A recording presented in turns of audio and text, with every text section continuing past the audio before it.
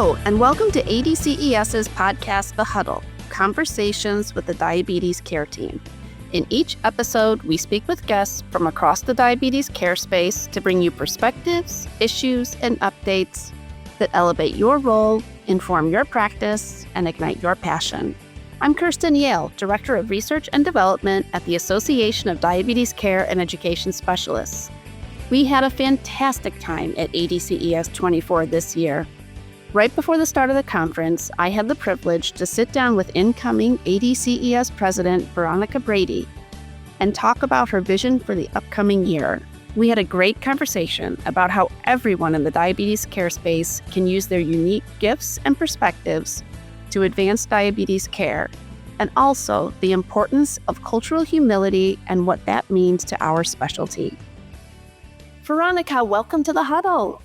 Kirsten, thank you for inviting me. It's a pleasure to be here. Well, so excited to have you. And this is one of my favorite times of year. Number one, because I get to interview you, and we've had this great collaborations over the past several years, especially since I started at ADCES and got to work with you on, I would say, many of our research projects. So excited to have you here and to be talking with you as you're going to be entering your presidency here at ADCES.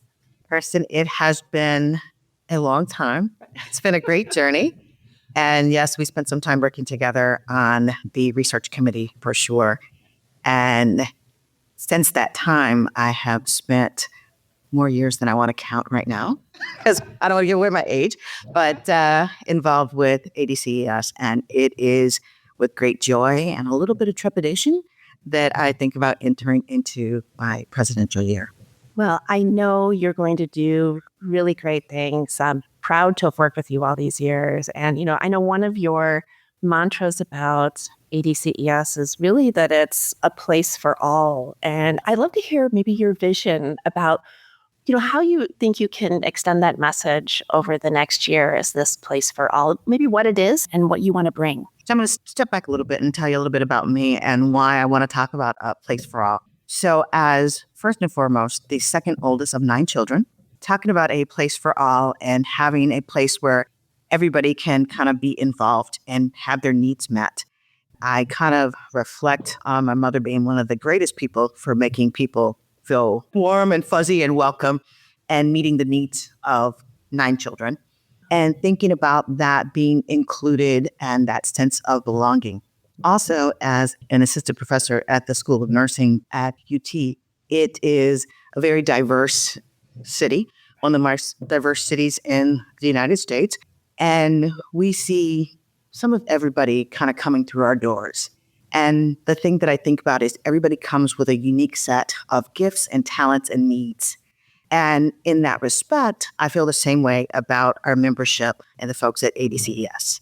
Everybody comes with a passion for diabetes and at risk for diabetes, but everybody has their own unique gifts and talents. And I want them to feel like this is your place. We are your people. Whatever your gifts are, your needs are in this space, we should be the place that you come to. We should be your specialty organization to have those needs met. So that's what I mean by a place for all. So no matter what your discipline, no matter what your background, your ethnicity, whether you're rural or urban, you can come and there is a place for you and there is a warm welcome. That's what I love about ADCES. There's always been this warm welcome, which I truly love. Can I back up a little bit and ask, because I did not know you were the second of 9 children. So this is a really cool fact. And that is a great analogy to that team-based care, maybe, right? I wonder, if I can put you on the spot for a second, can you give us like an example of how you took, I'm the second of 9 kids. How do you bring that background into your work? How does that fit? Well, part of it is, as the second oldest of 9, you can imagine that there's some caregiving that has to be done. So those younger siblings need things from, when they're smaller, diaper changes to hand-holding to cross the street. So they come with needs. But the other thing is, as the second oldest, I got to watch my siblings kind of grow and develop and have different needs. So my one brother was just a speed racer, had to go everywhere fast and get things done. And so his needs were different from my brother, who would rather sit and play with G.I. Joe and not be involved in anything. But the oneness for us was every evening when my father got home from work at 6:00, you put all that away, you sat at the dinner table, and we were there as a unit. And so for me, that is kind of the way I live my life. I mean, I look out at people and it's like, oh, they're all by themselves. And I'm one of those people. I want to reach out to you. I want to have you feel like, you can be included. If you don't want to be, that's great. That's fine. I'll leave you be. But just in case you need a little something, I'm here for you. That's incredible. And 2 thoughts on that. I would say you can really take that and look at the person-centered care. Like every person is different, but they all have needs and all need support, right? You've talked a little bit too about practicing cultural humility in reaching all people with diabetes. Like, what is that? Can you talk a little bit about that? I'm somewhat familiar. I think the term is a little bit newer, but can you talk about cultural humility and how you practice it and how you want to bring it to this organization? Absolutely. And I'll start with a little bit about, people talk about cultural competence. Right. Cultural competence, I know what I've read about what it means and what the cultural foods and activities look like for this particular population. Cultural humility is different. It is coming with an openness that says, I don't know what your needs are, but I'm going to sit and listen to you. And based on what you tell me about your culture and your needs, I'm going to humbly take that in.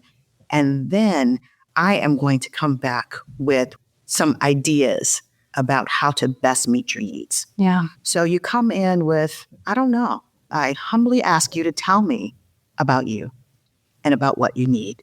And then using that lens of cultural humility, I'm going to reflect back to you and be sure that I understand what your needs are. How difficult is that to do? On the surface, it sounds really easy, right? But if you really think about it and how to do it well, it really means you have to forget or you have to put aside everything that you've learned, right? Which is sort of like a defense mechanism for us, right?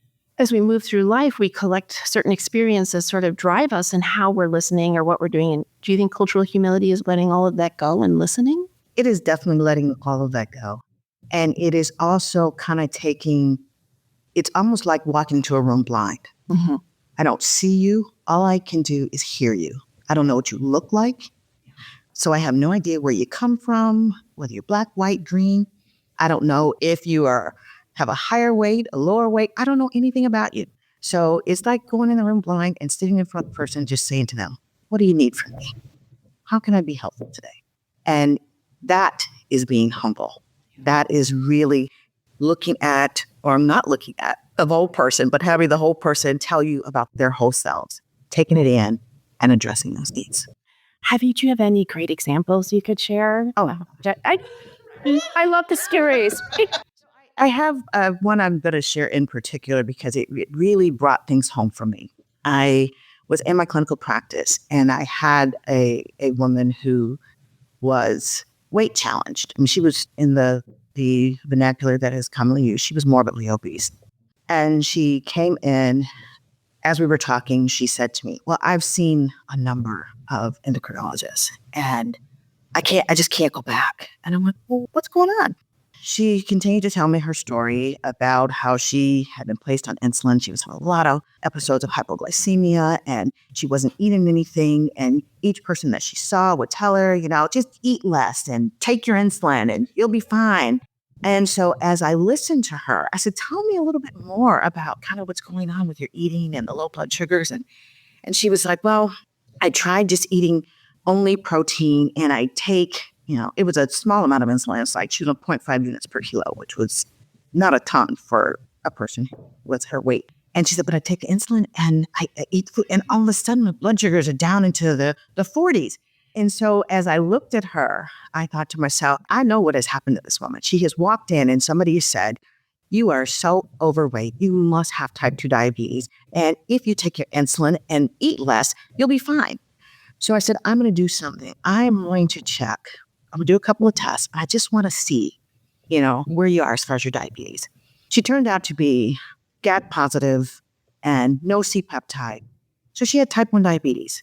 But because of her weight and the fact that they looked at her and what they saw when they looked at her, they assumed. So they weren't, that's not even being humble. That's just it was some of that's our bias. Right. And that's our bias. So I guess the two things kind of go together, the cultural humility and also our unconscious bias, because they treated what they saw. Right. They didn't treat the person. And thank goodness that she saw you. And we've heard these stories often, right? And if you don't see the right care provider who can take that time, who can practice that cultural humility, we're not treating people. And we're not treating, and the other piece that you talk a lot about is reaching or bringing something to most. Maybe you can't reach all, but bringing something to most. And that it sounds like what you're trying to do in your practice. Yeah. Veronica, thank you so much for sharing that story. That was just incredible. And it reminds me of the work that we've been doing over the last year that I know is going to carry on for the next few years around bias in healthcare. And I know with your presidency coming up, you're really spearheading this. And I'd love to hear you talk a little bit about your vision for the work that we can do as an organization to support healthcare providers as they're sort of tackling bias, their personal biases maybe, and assumptions as they're dealing with patients. So we spent some time as healthcare providers, and I know in the state of Texas and also in the state of Michigan, where I also have my nursing license, we have to go through an implicit bias training. So implicit bias and unconscious bias are basically interchangeable. Yeah. But what we think about all the time is our conscious bias. And our conscious bias is, I know I don't like okra. Okay, I see okra. I know what it looks like. I don't like it. I like how it tastes. Squash. I hate squash.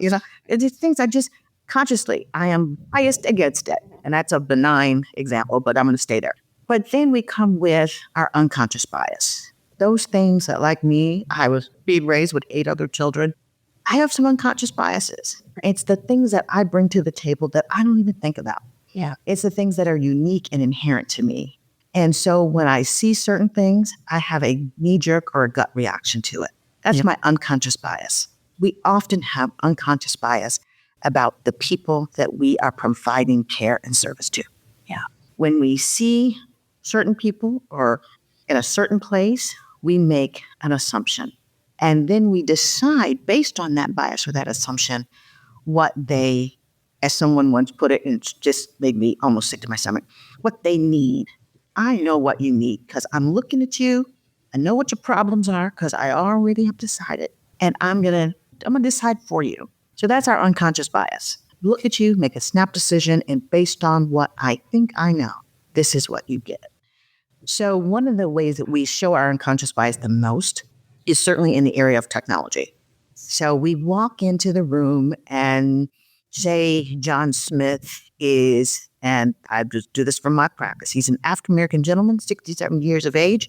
He's got type 2 diabetes. He's had it for 20 years, and he's never been in control. And sometimes we still think like that. Yeah. And so our bias says he's never going to be any better than this. So we're basically going to leave him where he is because what's happened to him are the things that he's done to himself. And that really just paints John Smith into a corner. Yeah. Until John Smith sees the person who realizes, I've got an unconscious bias. I'm going to take the lens off and I'm going to listen to John Smith. I'm going to look and hear about his whole person and the reason why he hasn't reached his glycemic targets. And then we're going to move forward. So what happens for John Smith, and I know John Smith, is that John Smith is eventually put on a pump with a CGM. Mm-hmm. John Smith happens to be a little bit more tech savvy than I expected him to be because when I looked at him, I didn't think he could do it. But when he whips out his iPhone 15, it shows me he doesn't need to have apps on his phone and he knows, how to use them. I realize, okay, John Smith can probably do this. So getting rid of an unconscious bias works in his favor because then he gets the tools that he needs. This is hard, though. To have cultural humility, you have to be in the position to ask questions, right? Or be comfortable asking questions. And I think most of us, I think I've read the stats that like at 18 in the United States, at least, and I think globally, but in the United States, at the age of 18, our society says as adults, you're not supposed to ask questions anymore because that puts you in a weaker position. And I say all this because as I try to practice cultural humility just in my daily life, right? I find the easiest way to do it is to say, like, go to the grocery store, like in my everyday life. I go to the grocery store and I pretend like I don't know everything. I put aside everything that I've learned about all the fruits and vegetables in the produce section. Literally, I'm not joking.